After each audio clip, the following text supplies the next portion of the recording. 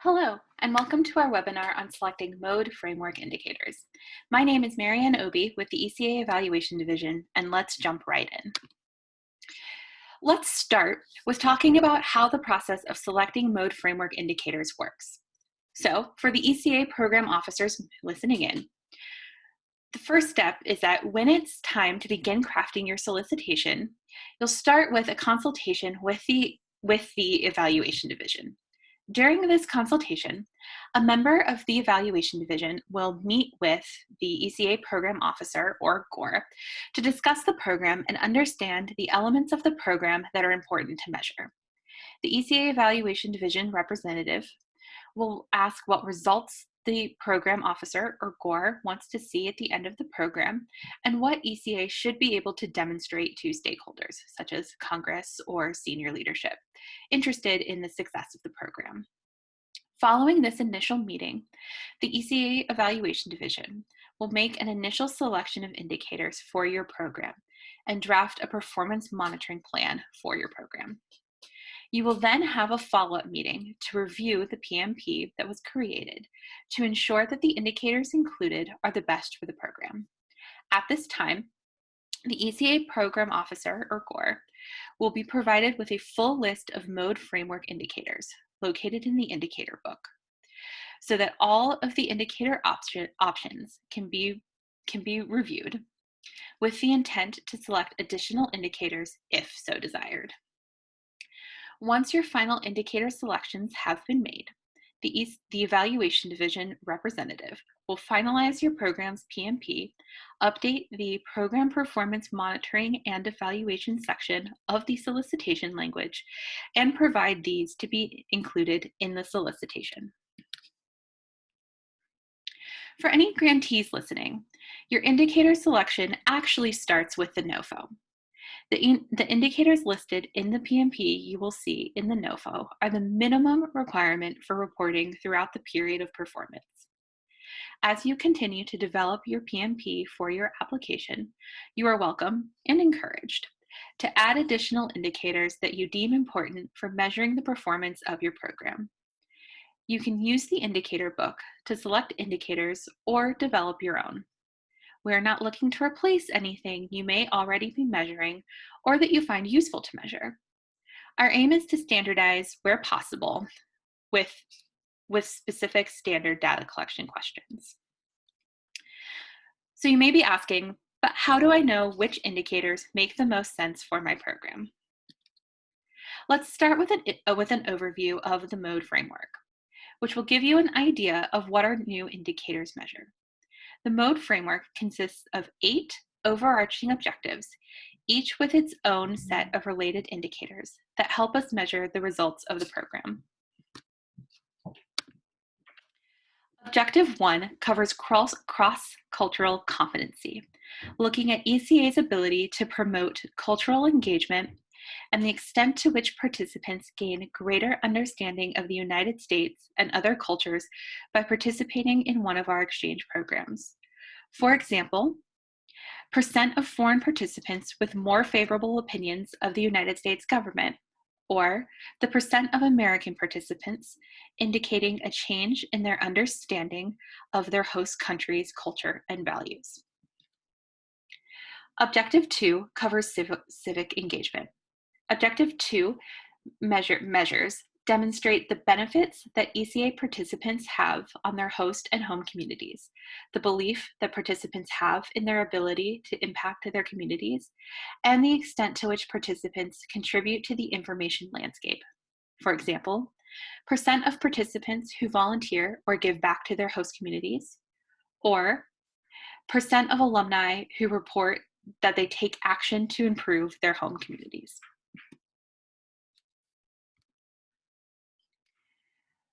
Objective 3 covers networking, which looks at the extent to which our participants have increased their network of global connections and are using those connections.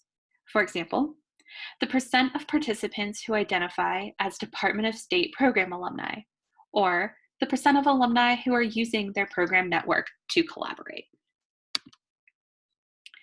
Objective 4 measures capacity building.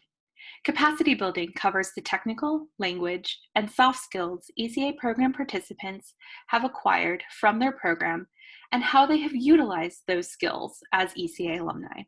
For example, the percent of participants reporting an increase in the soft skills as a result of ECA program participation, or the percent of alumni who report having used technical skills gained through ECA program participation in their career, studies, or in civil society. Objective 5 covers economic development, which focuses on measuring ECA's commitment towards increasing the contribution of exchange programs in U.S. local economies. For example, the percent of host organizations reporting increases in informal collaborations as a result of engaging with an ECA exchange, or the amount of US dollars spent by foreign exchange participants during their exchange. Objective 6 measures organizational development, specifically how ECA funding and programming affects US higher education institutions' ability to expand their international recruitment and study abroad capacity. For example, percent of US higher education institutions that expand international recruitment and retention efforts, or the percent of US higher education institutions that report an increase of US study abroad students. Objective 7 covers cultural heritage, demonstrating ECA's capacity building of cultural heritage preservation and protection within the US government, as well as with foreign governments.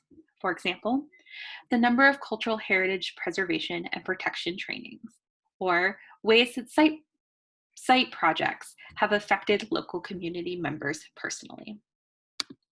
And finally, Objective 8 looks at internal management, including ECA's ability to effectively program, advertise, evaluate, and build the capacity of the Bureau.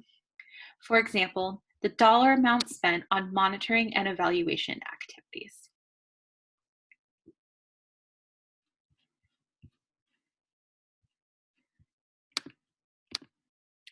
So, now you might be thinking to yourself, that's great, but how do I navigate these 8 objectives to find indicators for my program?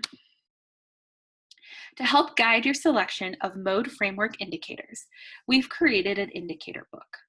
This book lists all indicators, their data collection questions, and much more. The following slides will walk you through how to navigate this guide. Each section of the indicator book starts by showing the objective summary, which helps you quickly determine if you are in the right section of the book. Following the summary, indicators are listed under the full text of their corresponding objective or sub-objective. For each indicator, you'll see a table with the following information. It starts with the indicator type, which refers to the point of data collection and includes participant, alumni, host community, and internal designations. Let's talk more about those indicator types. In addition to standardizing what data will be collected, the MODE framework also standardizes when data are collected and who is responsible for data collection, as summarized in this table. We won't go over this table in detail today, but you can find this information on page 1 of the indicator book. Following indicator type is the indicator code. Every indicator has a corresponding code. Within the indicator book, these codes are hyperlinked to a box folder that contains more detailed information in the form of an indicator reference sheet on each indicator. We'll talk more about these indicator reference sheets later. Next is the full text of the indicator, along with distinctions for core or FBS indicators. Let's talk a bit more about core indicators.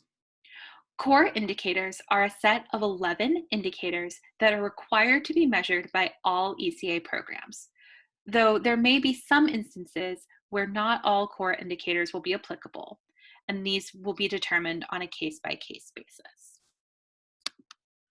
These 11 indicators have been designated as core because they measure core components for ECA's mission and because they help us measure progress towards FBS objectives.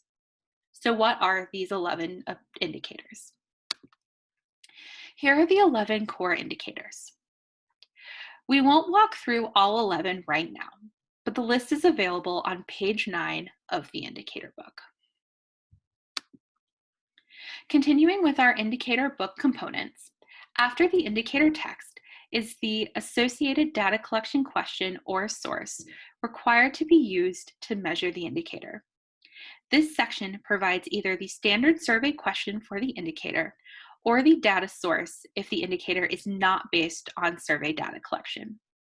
Using the same data collection method and survey question across award recipients and programs will provide enhanced accuracy and reliability in the data ECA receives, leading to more confidence in reporting the results of our programs.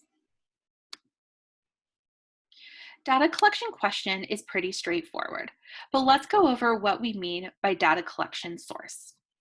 For our purposes, this is when an indicator is measured by administrative data that is held by either an award recipient or an ECA program office. Administrative data are the data that organizations collect about their operations. Examples include participant records or budget data. Here are two different examples of what these different components look like in the indicator book. I mentioned earlier that the indicator codes link to more detailed information for each indicator. That information is contained in a performance indicator reference sheet, which is a document used to define indicators and is key to ensuring indicator data quality and consistency. Components of a performance indicator reference sheet include the indicator definition, reporting type, disaggregations, data sources, data collection and reporting frequency, and entities responsible for data collection and reporting. All performance indicator reference sheets are available through the indicator book. To access them, you'll start by finding the section of the indicator book that contains the indicator you're looking for. Once you have the indicator you're looking for, simply click on this corresponding indicator code. As mentioned previously, these codes are hyperlinked and will open a box.com folder. On Box, find the file with the indicator code that corresponds to the one in the indicator book. This will open a PDF of the performance indicator reference sheet.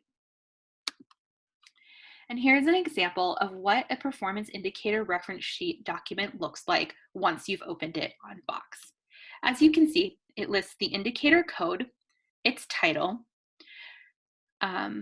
tells you what objective or sub-objective it measures, provides the full definition, and this is just the first page of an indicator reference sheet, so there is additional information which follows after the definition.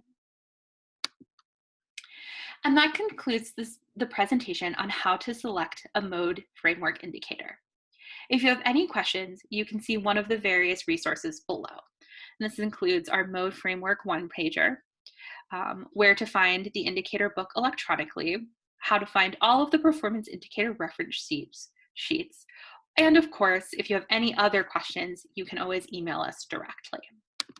Thank you so much for listening.